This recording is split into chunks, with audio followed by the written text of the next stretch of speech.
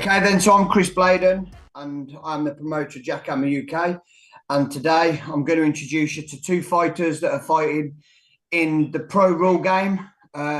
We've got William Jarvis from Wales, and then we've got Paul Lewis, Aka Gaines, and he'll be fighting out of the Birmingham gym, the Combat Academy. We've got Alex Pascola, who will be part of Notorious TV that will be doing all of the interviews. So I'm just going to pass you over to Alex. But before I do, these two have met. They've met before. This is for a 5-rounder, 5 threes for a Europe, British title. So over to you, Alex. Guys, how are you both? Very well, thank you. Thank you. Good, yeah. It's good to see you, and I'm excited to see you again, because the last time you guys met, you actually sort of made history on JackHammer UK. The first full contact kickboxing bout with no shin guards, just the shorts.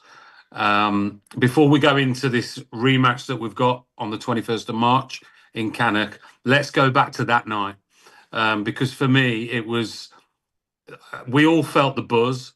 We all felt what that night was going to be. Unfortunately, Paul hadn't had a full camp. However, it was still an incredible fight. It was toe-to-toe, non-stop from the bell.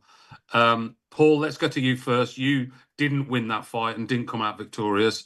However, take us back to that night and the first full contact pro kickboxing fight on JackHammer.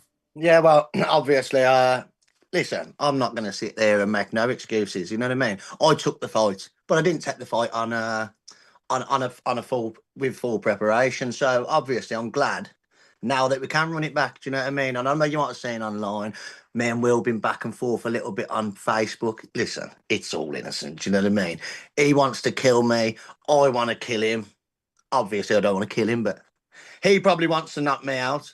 I definitely want to knock him out on a full camp. Let's see how it goes. You know what I mean? But obviously, it was a great night before. Will's done it again since. And to be honest with you, his last fight, mate, it was a great fight, wasn't it? Against Dolan. Billy Dolan. That was a great fight. And you know what? That made me a little bit more excited, because I thought, fucking hell, look at, hopefully ours can be like that. Do you know what I mean? Let's get some blood, some knockdowns, and hopefully a fucking knockout in my favour. Yeah. And Will, what about you, mate? Take us back to that night on JackHammer. Yeah, it was a good way to start the pro fights on JackHammer, that's for sure. And I said on the night, full credit to Paul for stepping in on late notice. And yeah, it was a good fight. It was back and forth. Like I said, give him full credit, but I also, it goes both ways. He stepped in on 10 days notice. You don't step in unless you think you're going to win anyways.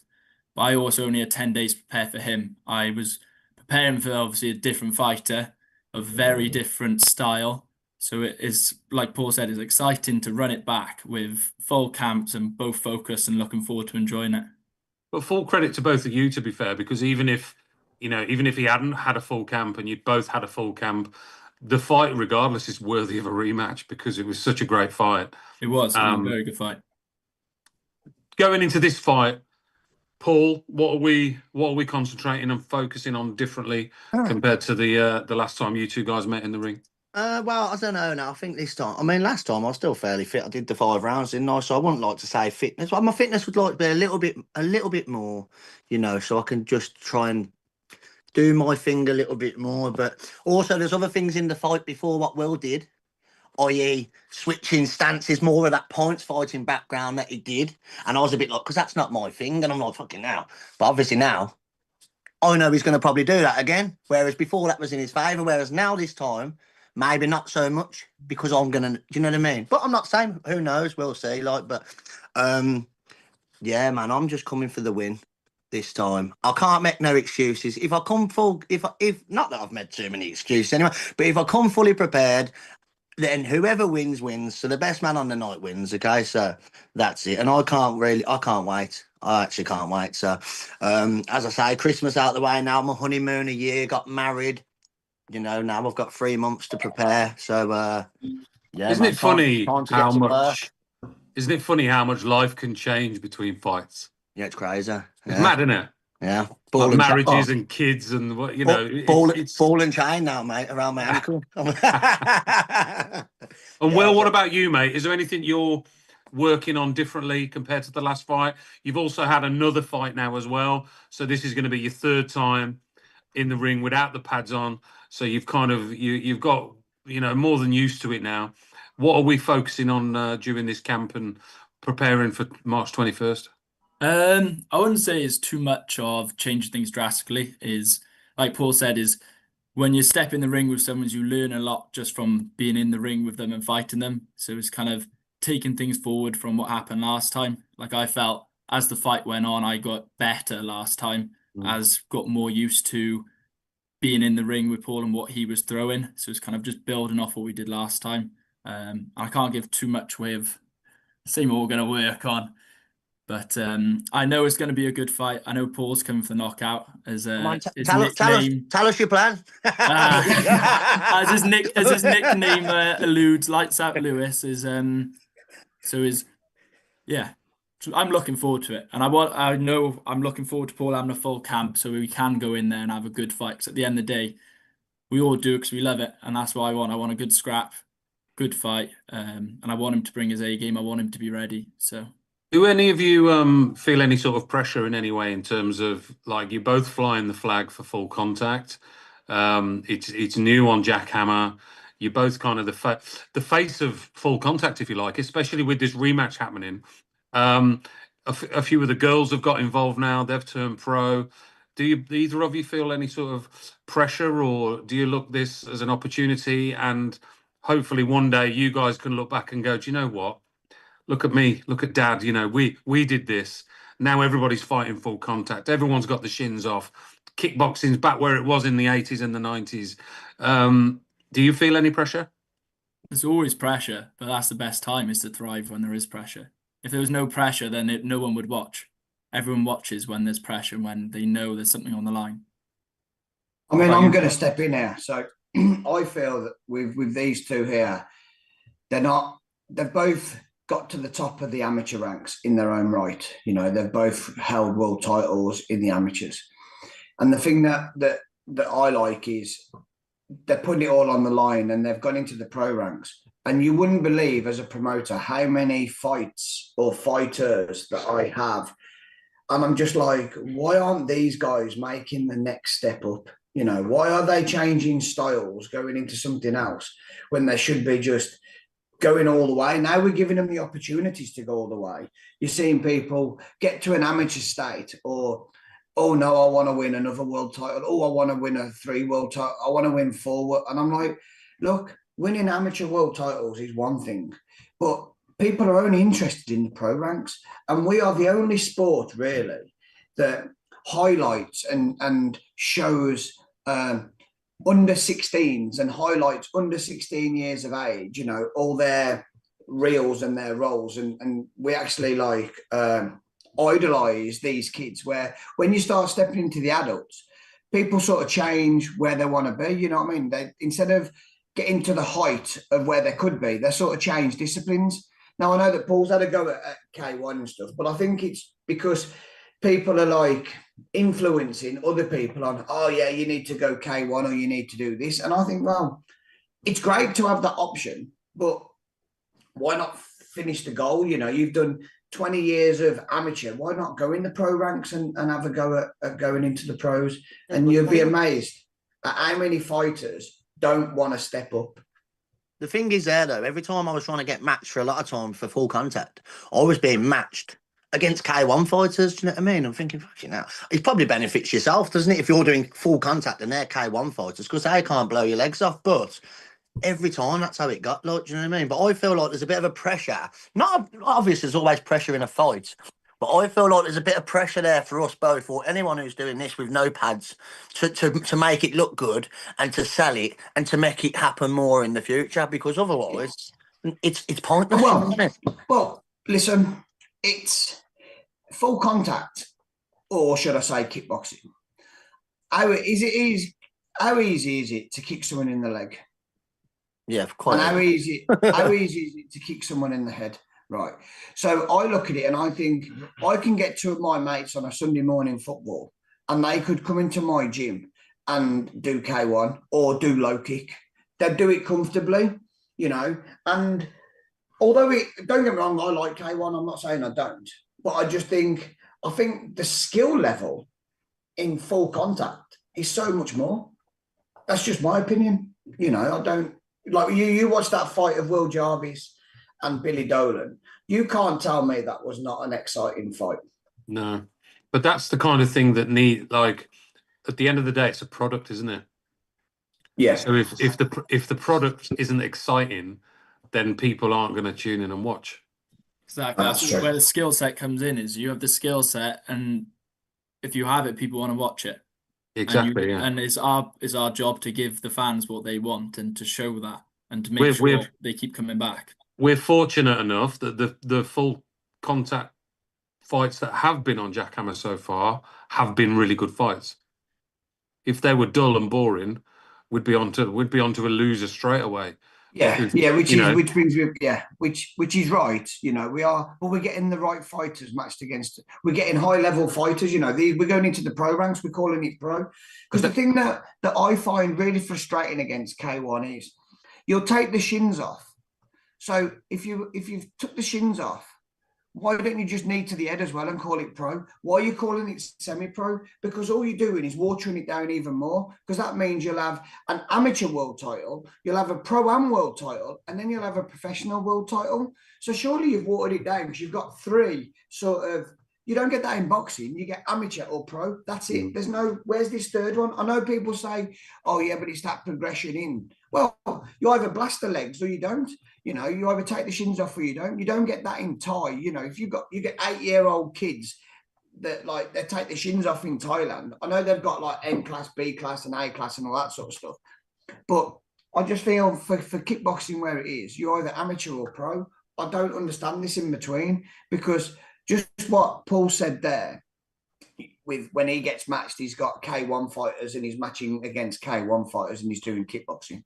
Well, some of these guys, well, what do you class pro-am as and pro? So if I'm fighting pro-am today, why can't I fight pro next week and just add the knees to the head? Why can't I then fight the week after and do pro-am? Because, you know, none of us are like millionaires, you know what I mean? We're sort of like, we're all semi-pro, as in we get paid. It's not like life-changing money at the moment, is it? You know what I mean? That's just my argument on it. I don't know. We'll just see what goes. This is the thing. You've also got a lot of the Thai fighters turning pro that are shit. Well, Because yeah. as a Muay Thai fighter, if you want to turn pro, you turn fucking pro. I'm a pro Muay Thai fighter. Why not get paid for it? You're doing the same work. But my point being is, we're launching a product, and we're fortunate enough that the high level of fighters that are turning pro are worthy of becoming pro. In Thai, you fight an A-class fight, you're a pro. Well, some 75% aren't worthy of being a pro. They should take the pads off because they're at that level where they can take the pads off, but it doesn't mean they're worthy of being a professional fighter. Yeah, when you watch it, you want to be able to notice the difference. You want people to be able to sit and go, "Oh yeah, they're the pros. They're the high quality." 70% of the pool of pro fighters in Muay Thai are just because they're taking the pads off. Yeah, but you could say that against football, couldn't you? You could say the Premier League are classed as pro, but so are Division 3. Do you know what I mean? You still get it. There's just different levels to it. And I just think, well, why are we doing these three versions of it? I know that we had Richard Todd on air last week, and he sort of, delivered a great example of it's that deliverance and that. But why highlight them? You know, why don't we just stick to pro? You know what I mean? And just highlight the pros. But we are what we are. We're trying to do a promotion, and on this fight we've got. I mean, I've got pro K1 on this fight as well, and obviously we've got pro kickboxing, and I believe that if the pro kickboxing is done to the correct standard, I think it'll be more entertaining. That's just my opinion. If you compare it to the last fight that we saw on JackHammer with Will Jervis and Billy Dolan, that outshone and did more views than any other fight that was on that platform. And we had high level K1. You know, we had Dalton John, for example. You know, GB getting smashed doing K1 against that A-girl. You know, and Billy Dolan and Will Jarvis still did more views, a lot more views. I think we did something like 395 views just on that, on the night. That was on the night. That's crazy. I haven't had them sort of figures for a while. You know, people know they want to. What do they want to watch? They know who they want to watch. Well, the landscape is changing and evolving constantly, isn't it? So we've all got to make sure we keep up with the times. You guys as fighters, I mean, look how much your landscape's changed in the last 5 years, 6 years. You know, now you were lucky to get a piece in the local paper.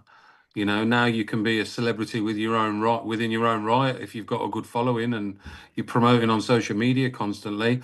To give you a perfect example, you know, granted that it's probably a bit easier for women to gain an audience, especially if they're good looking. But Mia Trevorrow, she's a Muay Thai fighter. Her Instagram absolutely blew up overnight. She went from about 10,000 followers to 100 and some thousand followers. She's now earning loads of money off of social media. Everything's monetized. Megan the Witch O'Neill, she's just done her first bare knuckle debut. She lost the fight, but she actually won because she gained, you know, 30,000 followers overnight. Everything's monetized on her social media. So she's now earning an income as well as Mia. Mia's now a full-time fighter. She was working at Mercedes, I think it was. She's now a full-time fighter, funding a lot of things herself through her earnings through social media. There's other guys out there doing it. All our stuff's monetized. JackHammer's probably monetized. You're a business now, and you've got to promote yourself like a business. And the fact that you two show up every time we do any sort of media, anytime we do, you know, Will, you travelled up from Wales to the last media day that we did at the gym. There is going to be a death's doorstep that day as well. I know, yeah, but there's gonna be a point as a fighter, if you're consistent and you're constantly putting on good fights. There's going to be a point where something for you will blow up, and it's an absolute fact. I've seen it happen time and time again. When that will happen, who knows? But it will happen if you're consistent. Yeah. So March 21st, guys, how's it going to go? I think we're both going to say the same thing, aren't we? It's going to go to distance. He's going to go. Are you looking? Going to go 5 threes because this is a five rounds of 3 minutes. Last time you met, you did 3 threes. This is 5 threes. I've never done 5 threes before, just to put that out there. So this is new to me as well. But obviously, I've done many threes in sparring, but competitively as in a fight, I've never done. I've done 5 twos many times, but 5 threes is new ground for me. So obviously, I know I need to be more fit than I usually am. You know, we've got it's all good because it's not going to go 5 threes anyway. So there you go. Oh, exactly. There we go. Will's getting smoked. Round 2. In fact, people have betted me $1,000. I've got $1,000 off 2 people if I do him in the first round. Why don't you take a dive, Will, and just split it? I was gonna say I hope you're ready to lose your money. Sorry, Paul. Yeah, it's not my money. It's a win-win for me, mate. There's no losing the money, but yeah, you know. Listen, I mean, we both said things online on social media. To me, it don't really mean too much. You know what I mean? No, at the end of the day, it's only respect there. We're going to go in there, train hard, and punch each other and kick each other's heads in, hopefully, and make it fun. And that's it. Yeah, so we'll as long as you don't come, as long as you all come out, you know, reasonable, and you're not all cabbaged, then that's all that matters. You know what I mean? I'm halfway there anyway, mate. I'm finished. Look. Yeah, but yeah, can't wait. Looking forward to it though. Looking forward to it. So yeah, 3 months, just under 3 months, hard work, constantly. It's gonna come round very, very fast. I mean, look how fast Christmas has just gone. Yeah, and just remember, it is 70 kg on the dot. Yeah. You know? Okay. Yeah. Yeah. So I'll make sure that Alex is nowhere near the scales this time. Yeah. Yeah. So Yeah, actually, I'd like Yeah, to. Alex I'd like to advancing raise the that. room. I'd like to raise that. Actually, I would like to raise that because I weighed bang in on that day at 70. I think it was 6. Anyway, I was None fucking of on us saw weight. it. Alex was fucking there. Alex saw it. The Yin Yang Jim was there. Lily Anderson and all them lot was there. The only person who weren't there was fucking Chris Bladen and Will. Now So the Alex was there. promoters were opposition. Whoa, So the two okay. main people who need to be Chris, there weren't okay. there. Okay, listen, Chris, you've got Alex there running shit at your thing. Alex tells me to get on the scales. Yeah, I get on the. What would I do now? Fuck that. Why would I do that? As soon as I got off the scales, I've had 2 litres of water. It is what. Listen, don't fucking get me started. I'm trying to be nice here. Fuck off, Will. 70 kilo, March, you're getting levered. Listen. And it's going down like that. All right. Fuck you, Chris. You're a wind-up cunt. Fuck off. Didn't got And a next, nibble. and next time I tell you to get on the scales, you're going to say, "Fuck off." I'm Where's gonna say, Chris? where's fucking Will and where's Chris? Never miss weight mate. once. I've never missed weight once, trust me. And I ain't going to miss weight in March. So, So good Will. Good I luck. said on the night, I don't care. It's not going to make a difference, and it didn't. So Well, there you go then. So, yeah. and there we go. So, happy days. Yeah. But I was on weight, so fuck off. Anyway, if you say so. So Just to me just today, so I've had everyone's 2 wins. aware, we will live stream the weigh-in because I've I had think 2 this is going to be wins today. hilarious. I've blew Lewis up and I've blew Alex up. I've told how shit his streaming was. I'm winning today. Easy. It's too easy. Too easy. Anyway, on that note, thank you guys for joining. 21st of March, bring your A game. I'll have the gloves ready, and then obviously you choose which colour you want, and then we'll go from that. All right, guys. So stay safe, train hard. Good to chat to you, lads. Steph, thanks for having me. see you later, guys. No problem. See you All soon. Right. In a bit. Nice one. Bye bye. Bye bye. See you in a bit.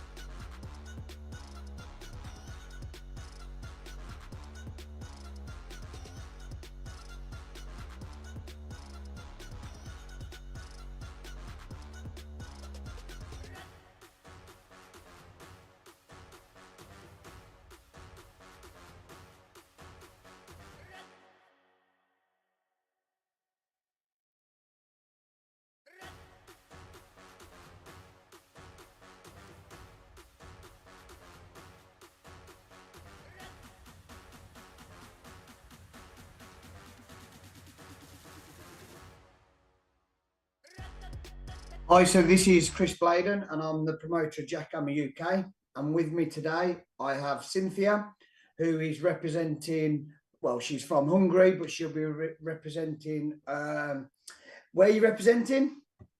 Slovakia. Slovakia, there you go. And we are with Alex Pascola, who is obviously part of Notorious Fight TV, and he'll be leading this interview. We welcome Cynthia from a very, very successful WACO World Championships, where she became the current world champion. So congratulations on that. And now she will be fighting Hayley Crabb from Scotland in a JackHammer UK full contact, shins off, full contact fight, 3x3 minute rounds. And I'm just going to pass you over to Alex Pascola. How are you going? Are you good, Cynthia? Yes, and thank you so much for the opportunity. I'm really happy for this. It's a pleasure. It's a pleasure. But before we talk about this fight, let's get to know you as a bit of a outside the fighting ring. I mean, what do you like to do? Tell us about Cynthia outside of fighting. So it's a little bit hard for me because I'm 22 years old now, and since I'm 11 years old, I've been doing kickboxing and taekwondo. So my life is all about the sport. So besides the sport, I am working as a trainer. So I am working on working with my students. So training and training. And so you absolutely live and breathe the sport. Yes. Love that. We all do, though, don't we? If we all asked each other the same question, what do you do outside of the combat sports? We'd be like, nothing. Nothing. Yes. We just do combat sports. Yes. You've recently won the WACO World Championships. Take us back to that weekend. Yes, I have been working so hard for this since the first part of the year. We prepared so hard for this, and been participating every World and European Cup, and we successfully won everything in this year. So we expected a good result from this. I had 3 fights against Egypt, Italy, and the world number 1 Poland, and we managed to win the World Championship in the beautiful Abu Dhabi. Nice. What a fantastic place to represent your country and to, travel over to the WACO World Championships. Yes, this is a well-organized championship and a very professional place, and so I can describe this feeling. Everything was successful and perfect. So you're used to traveling around the world, fighting, being on the road. How many times have you previously fought in the UK? Only one in the Total Combat in September. So you've recently fought on Total Combat. Yes. It was another experience without shin guards and not a full contact discipline with some ground fights, but I really enjoyed it. It was a title fight against Nicky Perona, 5 times 2 minutes on the main show, and it was another experience. What's it like taking the shins off? At first, I thought that it was very different and it was painful, but under the fight, when you have so much adrenaline, you don't feel anything. But after the fight, tomorrow, it is painful. You're making your JackHammer debut March 21st, fighting a tough girl, Hayley Crabb from Scotland. Both of you are from excellent pedigrees.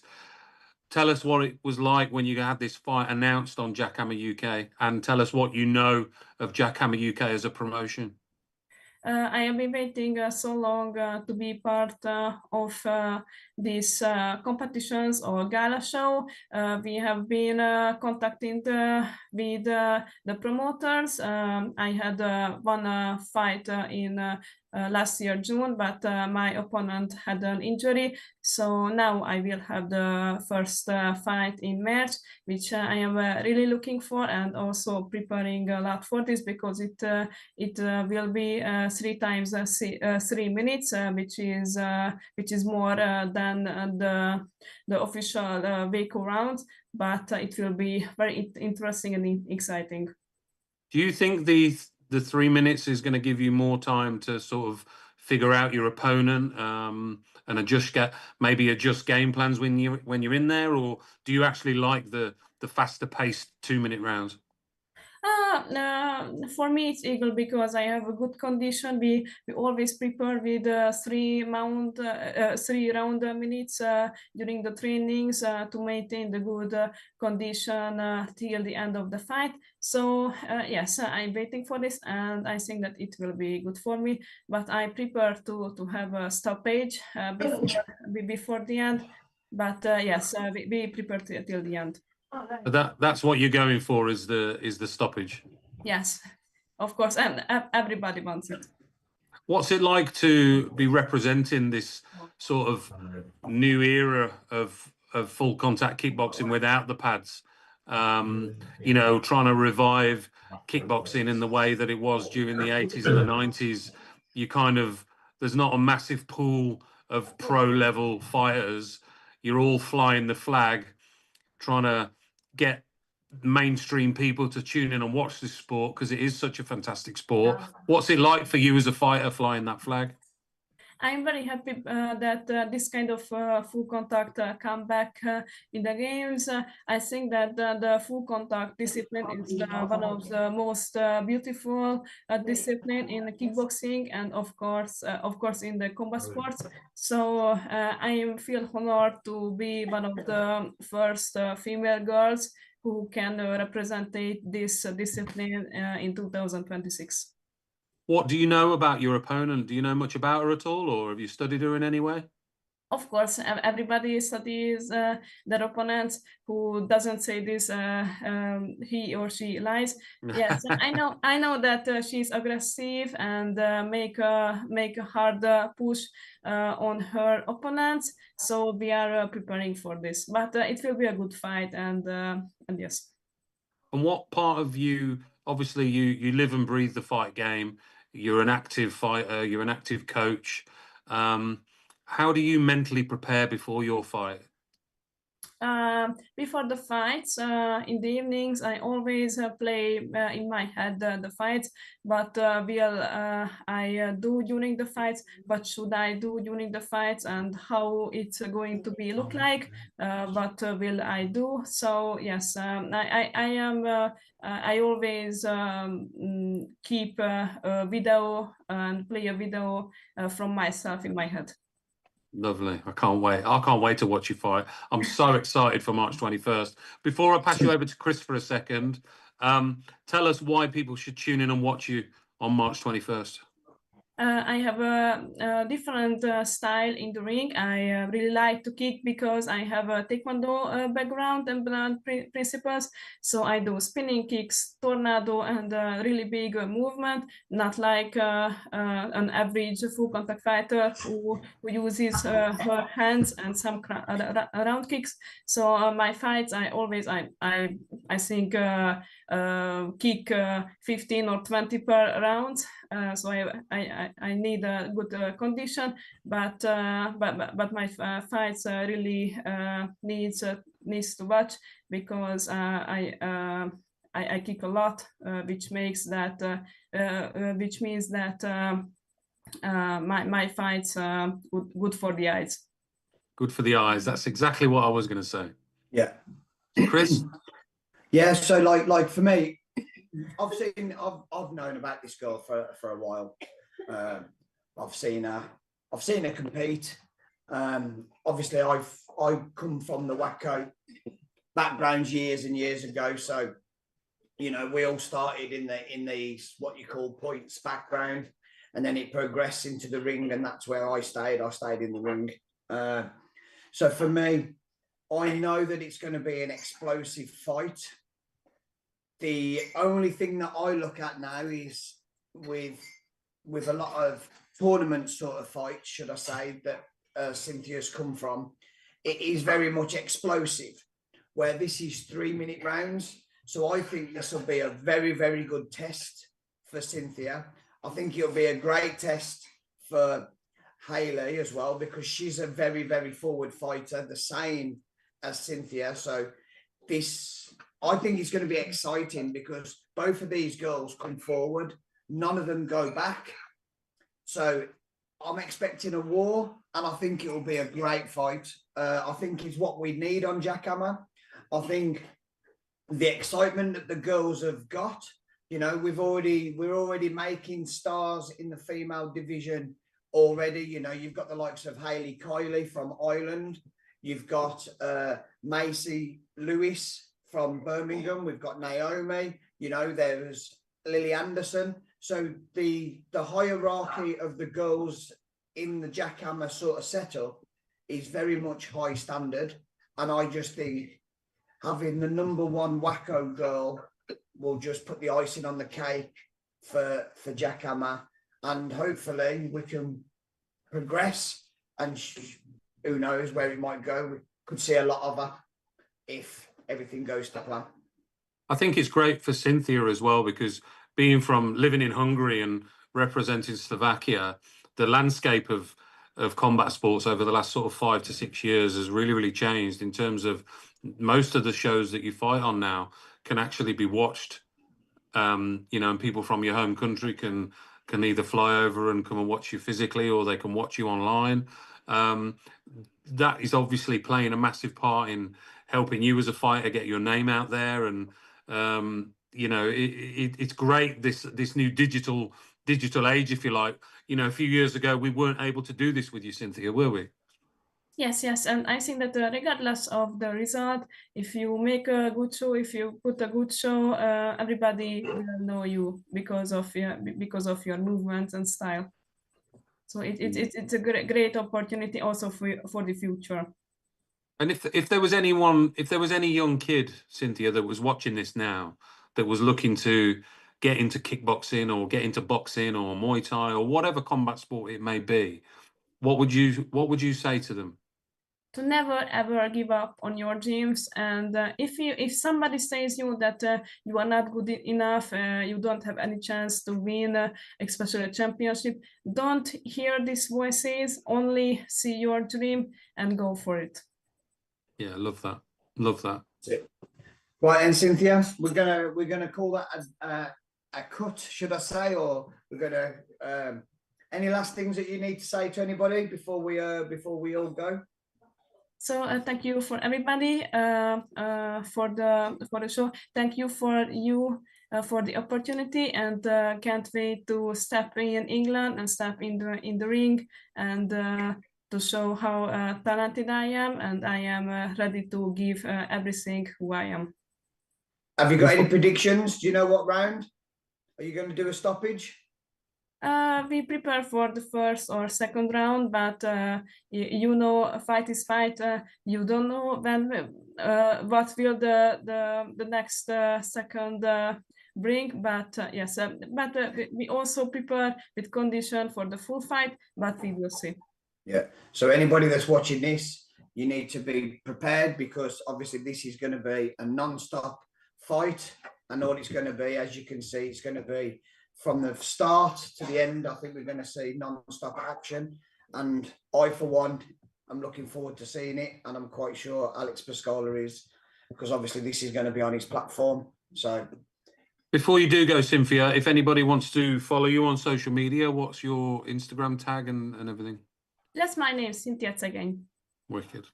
Well, listen, we'll look forward to seeing you March 21st on JackHammer UK live, and on Notorious TV, as well as Lounges TV and a few other platforms. But yeah, wicked, really good to talk to you, and I can't wait for March 21st, man. The card is sick. It's getting there now, isn't it? It's getting there.